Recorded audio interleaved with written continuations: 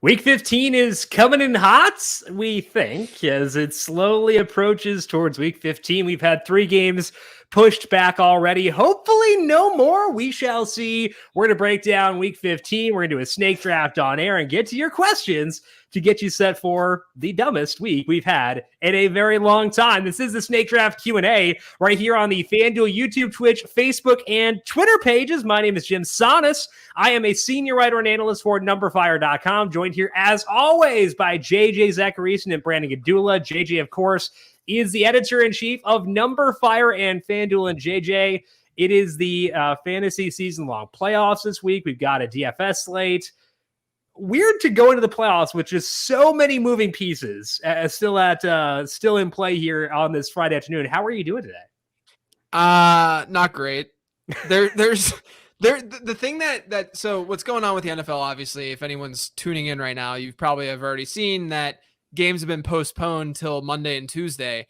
There's such a trickle-down effect with this, and I have this fear that there's going to be more positive cases like on Monday. Like, what happens if Derek Carr has a positive case on Monday and they move that game, and now all of a sudden the Raiders go from being huge favorites to not be favored by more because Marcus Mariota's starting. Yeah, that's a good point. They have Mariota as their backup. But like another example that could ruin fantasy that I am trying not to speak into existence.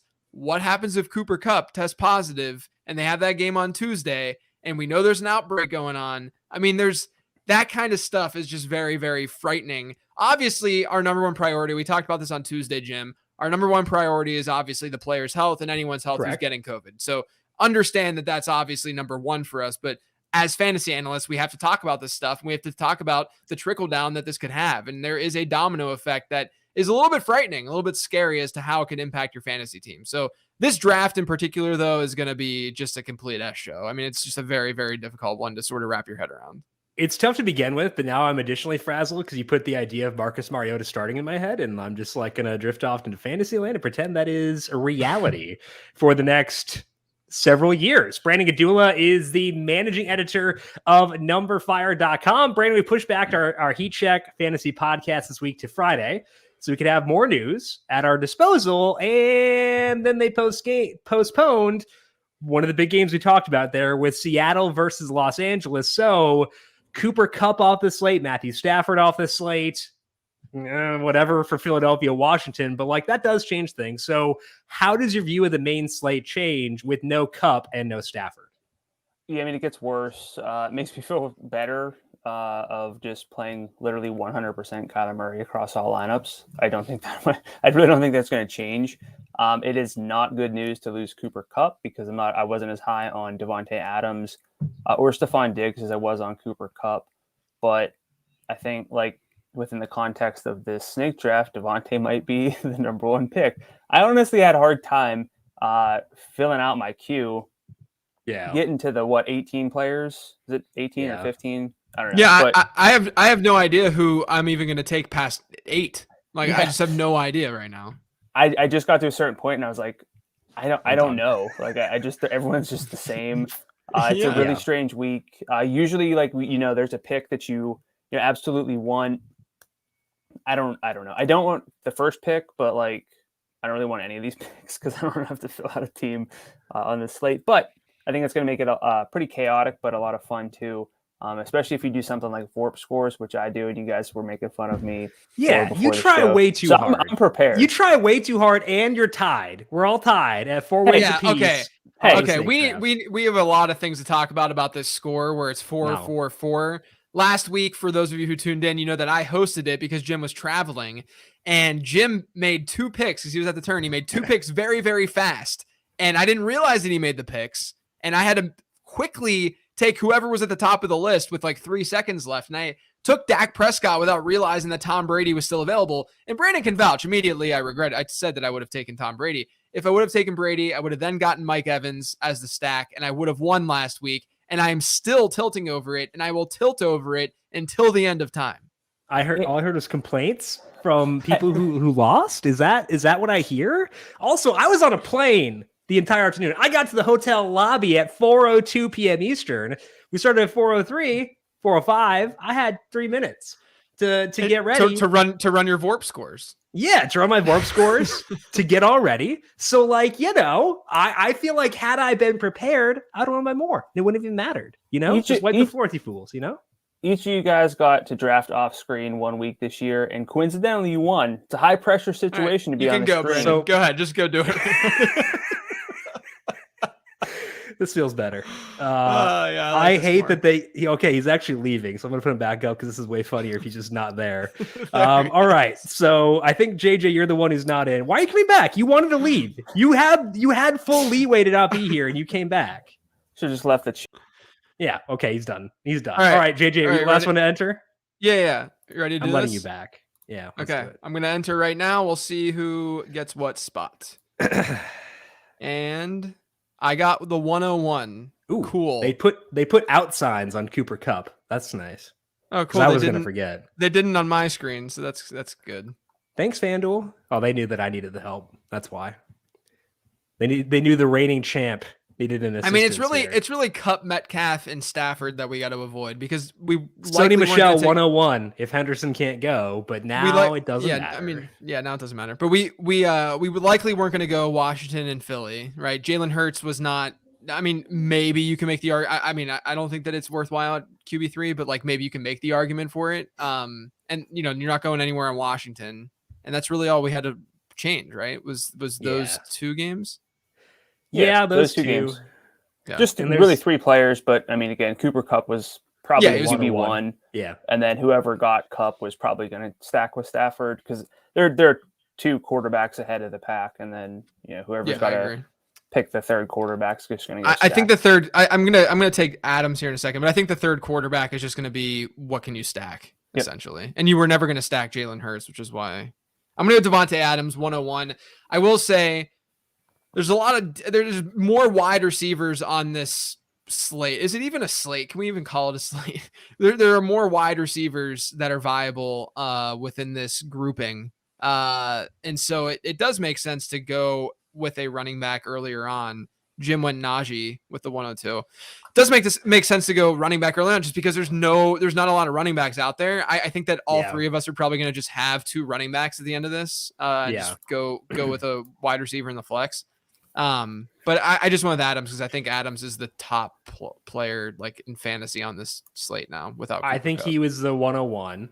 Najee was just like, I don't know. Like I couldn't find anything else I wanted to draft. So I took him. Brandon with Joe Mixon. What do you think you do for the second pick? I'm just debating. I think I'm going to lock in Kyler Murray here. I was debating going with Diggs, hoping Kyler got back to me, which I would not expect. So. Oh, very rude. Very rude. Okay. I'm gonna go Kyler here. So that means do I go Debo, James Robinson, Diggs? Do I go Deontay? Honestly, I think is in play. Then there's a fall off after that. So I might just go with Diggs here. Yeah, let's do it. I don't feel great about anything here. I have no conviction in any of this. I should have actually ranked this before. I didn't. Oh, yeah, it's kind of should have run my VORP scores. It's kind of rough. I hope I demolish you guys this week. I'm going to go James Robinson next. Yeah, I thought about that.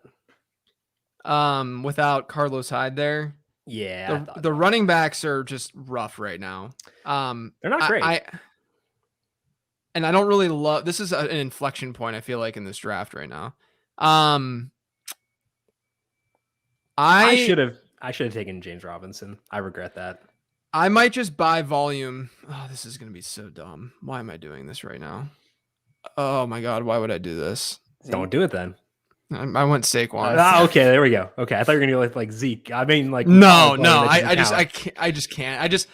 I wanted to leave. I had to lock in a running back there. I felt like after going Adams. But I don't feel great about Saquon in that offense. Not a tremendous matchup, but I guess I'm going not many good Debo. running backs.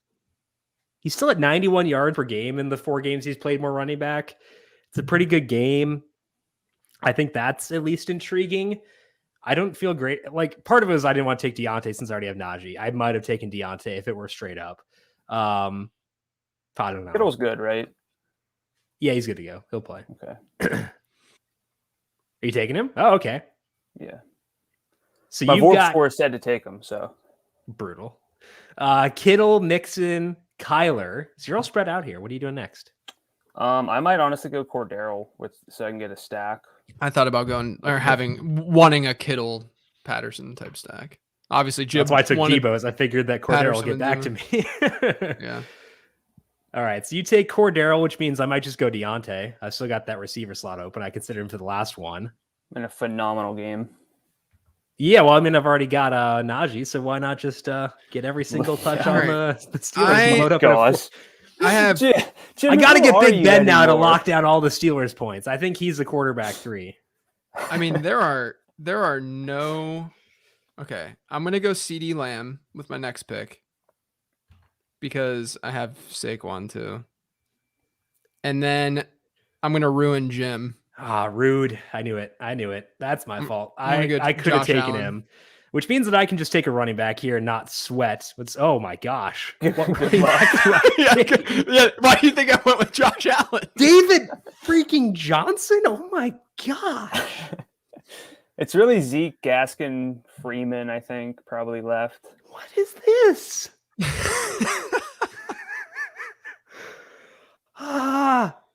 Oh no. Oh God. Did you draft it or did you time out? I saw the clock. I took him. Okay. Why did I take him? I could have taken AJ Dillon in the hope that Aaron Jones limited or doesn't play. I could have Yeah, that's the one. I could have taken James Conner. That's the one name I'm drawn toward. I'm gonna panic here. I'm gonna load up on the Bengals. I got Jamar and Joe Mixon. I should have taken freaking whoever, James Robinson in the second round. That's what ruined all of this. I didn't take James Robinson. The thing I just I don't think that you can even force correlations in this really in general. Like it's tough. But I think Brandon got Kyler, right? So he's not likely going to be able to have a stack there. Yeah. So this team is trash. What quarterback should I ruin it with? Look, all of our teams are going to be trash. Should I take Teddy? Yeah, just go full Teddy. I'm taking Aaron Rodgers, but that's what I'm gonna finish the draft with T. But I kind of want to go Brandon Cooks to stack the Jags. Jags and should I just do it for fun? No, T's way better. No, I'm going T. Yeah. Okay. Brandon Cooks is not a real player. Very little correlation here though. Oh my goodness! Look at these. It's rough out there, boys. It's rough. All right, so let's talk to JJ first.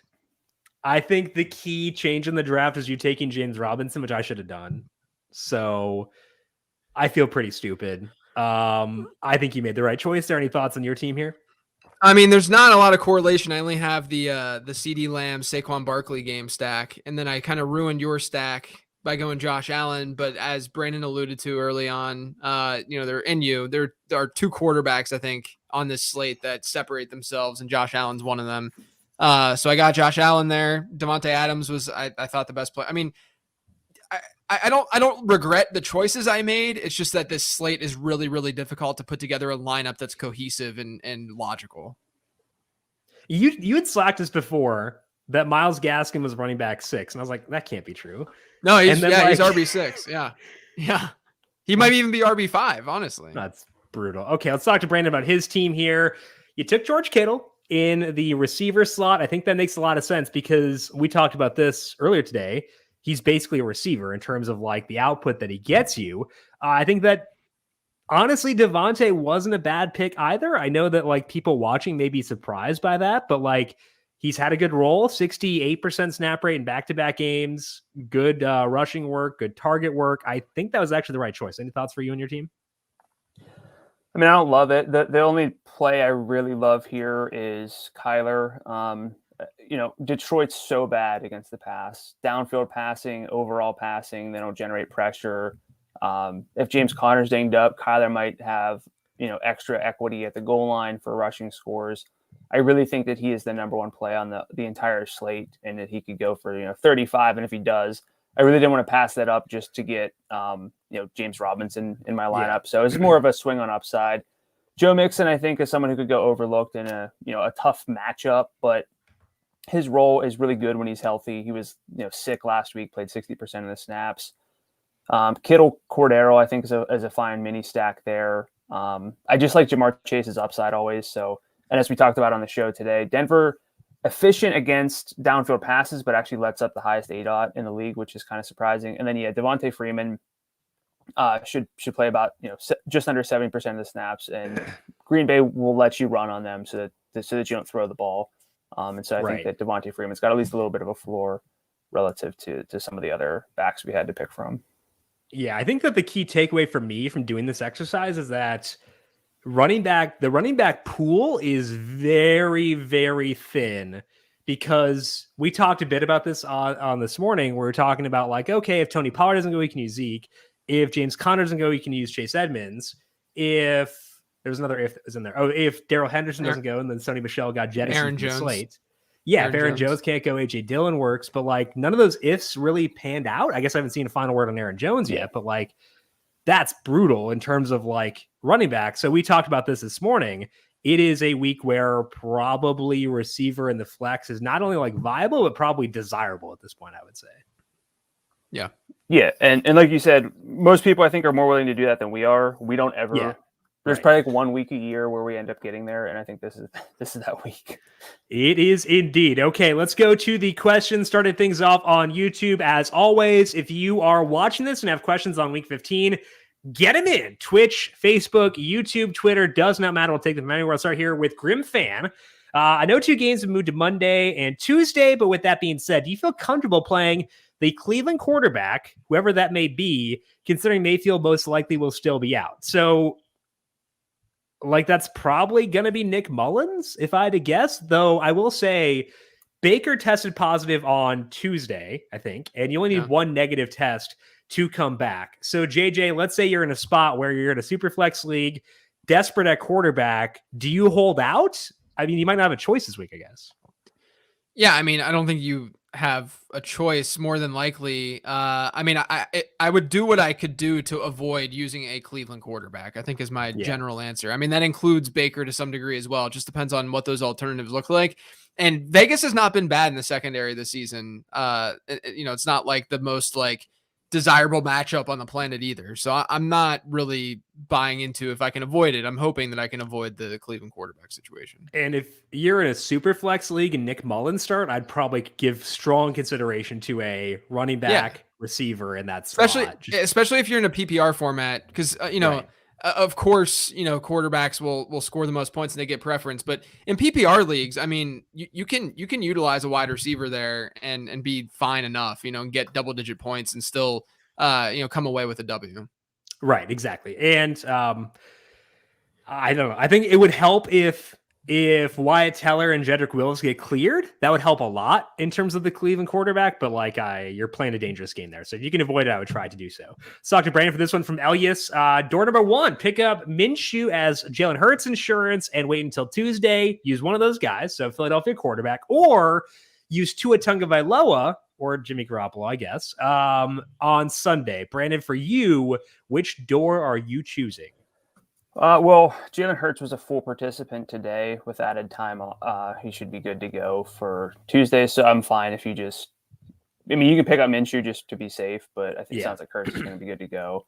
But I would go Tua over Minshew if for whatever reason you really think that Hurts won't play. But again, everything's kind of pointing to that with that extra time that he'll be good to go.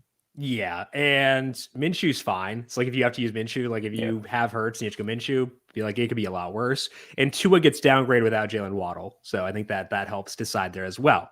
Okay, DJ is wondering, should we start Devante Parker? Yes. Usually we ask for context. What are your alternatives? I don't really care too much. I feel like Devante is just a good play. So DJ, broadly, yes, unless you are just loaded with everything you can possibly imagine. Let's talk shake and bake over here.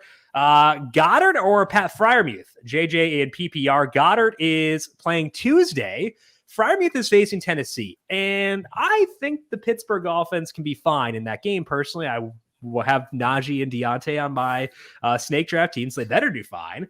Where would you go between those two? Yeah, we talk about Goedert a lot on the waiver wire show that we do each Tuesday. I feel like people always have questions about him.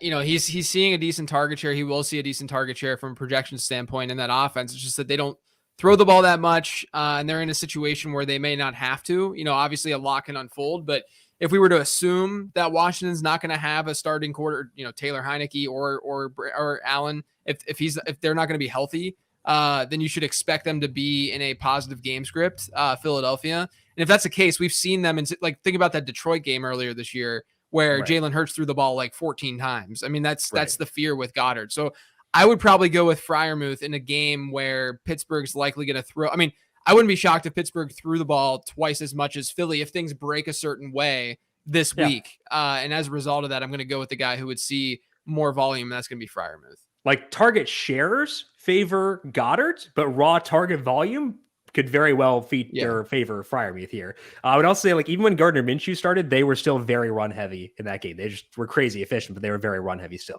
Okay, so Joseph needs some wide receiver replacements, and he wants us to rank the top 2 guys from this potential list: Amon-Ra St. Brown, Allen Lazard. MVS is going to play, so I wouldn't bump up Lazard there. Jamison Crowder, Gabriel Davis, and Donovan Peoples-Jones. The tough part here with Donovan Peoples-Jones, we don't know right now if Jarvis Landry will be back, if Austin Hooper will be back, because that does impact him quite a bit. So, Brandon, favorites for you from this list for Joseph? I'm a fan of Amon-Ra St. Brown's market shares, and I think that the pass volume is pretty safe. But honestly, if I'm going at this level, I'd probably just swing for the fences with Gabriel Davis. Yeah, I might too. He's that's fun. what I would know. Yeah, I like it. The second one here, probably Amon-Ra St. Brown. So it'd probably be Gabriel Davis, then Amon-Ra St. Brown is the ranking.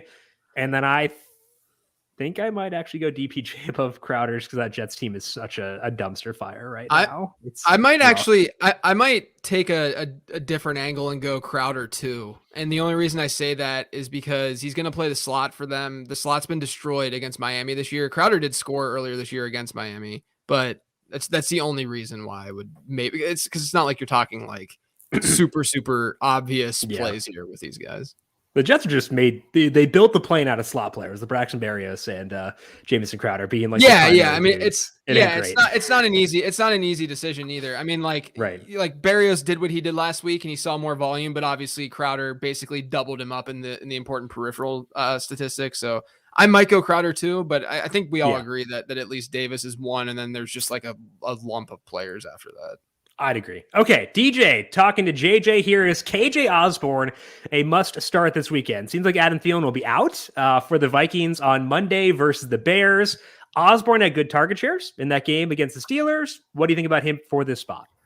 Hard to say must start just because, he's not a regular player, regular starter. So, obviously there's a talent discrepancy and issue there to some degree. I think he's good, but last week his day was really saved by that big touchdown. Did have a 29% target share. That's good to see. Chicago's a team that has not been good against deep passes, and that's something that KJ Osborn could be effective with without Thielen there. So I think he's a good start. Like I think he's a good flex play, but I don't know if he's a must start. I think there's a lot of other guys that I would play over him still. Yeah, with Parker, we were fine saying use him. With Osborn, it depends. So that's the difference there. Let's talk to Larry, looking for a streamer defense with things that have changed since we talked earlier on this week. So the Steelers facing the Titans, Browns facing the Raiders eventually. They have no defensive players left. That might be tough.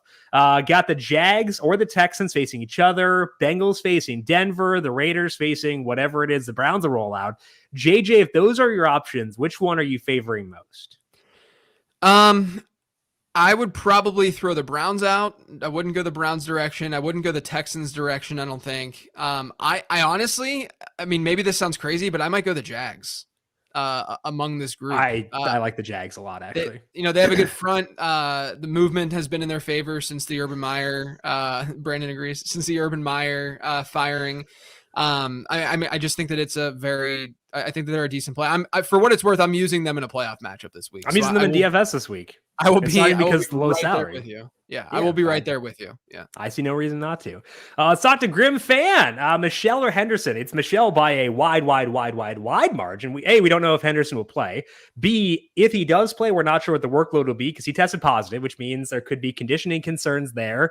C, there was chatter before the injury that they may make the switch to begin with. So if Henderson plays, I am using Sony above him with no questions about it. Let's talk to Taylor over here, wondering about Jalen Hurts or Taysom Hill. Now, this is interesting here because we're not going to know maybe by Sunday night whether Hurts will go. Seems like he will, but Hill is in a tough matchup.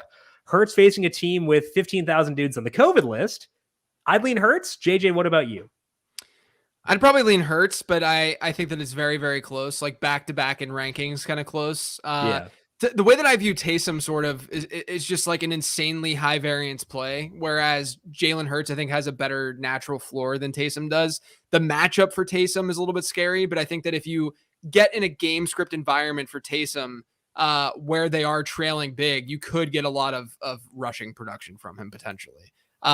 Just because naturally there's going to be more dropbacks. I think that there's going to have to be a little bit more dropbacks because of this Buccaneers front. But yeah, I'd probably play it a little bit safer and go with Jalen Hurts over Taysom. I think there's more combustion possibility with Taysom Hill, whereas I think with Hurts, the floor is better, but the upside is the same. So I think that's the way I'd view that one. Joshua needs us to bench one of these guys, and Joshua's in a good spot. So congrats to you, Joshua. These are all good options. Brandon, you got to pick one to bench between these three guys. Where are you going? I think I'm starting for sure Deontay and Chase at receiver and flex. Correct. And I would probably, I don't want to bench Devante, but I feel safe with like the workload for Saquon, so probably bench Devante. I would probably do the same. JJ, do you agree? Yeah, I took Saquon over Devante in the snake draft. I know this is standard, but I would still probably, do that in standard. All right, let's talk to DJ on Facebook. Can you safely drop CEH after his gameplay yesterday for Ramondre Stevenson? He's also, thank you, Brandon, for telling to play Travis Kelce last night. Both called by Brandon. Love it. Personally, I thought that the usage for CEH was good, not just because he got goal line work, but because in the 2-minute drill at the end of the game and in overtime, he was out there over Darrell Williams. We have not seen that very often this year, where CEH has been the 2-minute guy over Darrell Williams. So I would not drop him. I would try to add Ramondre Stevenson, do whatever you got to do to add him now. But don't make CEH the guy you're dropping to get him. Add Stevenson and use him this week, but don't make CEH the guy you're dropping to get there. Let's go here to Jerry. Cheering for the Colts. Jerry, I bet the Patriots. I'm sorry, Jerry. Gage or Jefferson for the better match. I'm assuming this is Justin Jefferson. We go Jefferson here with no thought, correct? Van yeah, Jefferson? It might be Van. Yeah, it might be Van. Your boy Van. Well, yeah. Van. I'd use Van over Justin without a second thought. I feel like in this scenario though, this is not an easy Tuesday game. Questions. Yeah, because it's a Tuesday. If we had the information we have right now, where Stafford's healthy, I mean, OBJ apparently did test negative, so he would be back. If OBJ was not playing, it would easily be Van. I forgot about that. But I think Gage is a safer play at this point, just because there's just risk in playing guys playing Tuesday. That's probably true. Okay, you're right. I've been talked out of it, and I'm sad.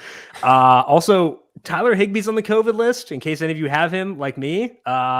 He's out, which means maybe we get Ben Skoranek playing tight end, which he did his senior year at Notre Dame. We get a little Ben Skoranek tight end action. Jerry says Colts by 10. Jerry, if they can win just by less than 3 points, that'd be great.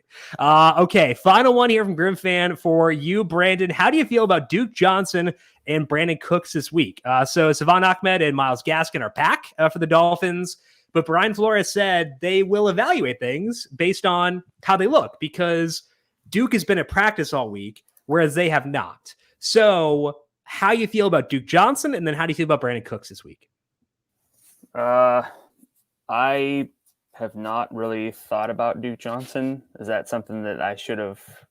It's just all the guys. It was just all the guys in the COVID list, and they're going to play now. Yeah. So he's not going to be. So okay, I wanted to make sure I wasn't forgetting anything, like missing something. As far as Brandon Cooks goes, I think he's fine. He's always projected for high target volume, and he's got a good ADOT. So I think you could do worse. It just depends on your alternatives. But I really wouldn't talk anybody out of playing Brandon Cooks if you really want to this week. Yeah, he's fine, especially for season long. You're probably not going to do a whole lot better. So I think that does work. That is all that we have here for this snake draft for week 15. Easily the weirdest week we've had so far while we've been doing these shows. I would encourage you to check out news on Sunday morning. check back in on your favorite player news source, see what has changed, see how to alter things, think through it, think through the notifications, and then fill out lineups based on that. We're going to say goodbye for today, but first, make sure you are subscribed to the FanDuel YouTube, Twitch, Facebook, or Twitter pages because we are live here each and every weekday taking your questions and getting you set for the day. No Thursday night preview next week and no snake draft next week due to the holiday schedule. So we'll be live Monday through Wednesday next week, and getting back to a different, I guess, weirder schedule after that as well. JJ, good luck to you. People can check out your work by searching for the Late Round Podcast and going to numberfire.com. Good luck to you and enjoy your weekend. Thanks, you too. Brandon is on Twitter at Gdula13. You can check out his work, of course, at numberfire.com as well. Brandon, good luck to you with your VORP scores. I hope they're beneficial and worth the amount of effort on a Friday afternoon for you. Yes, the amount of effort is basically zero because it calculates itself, but good try.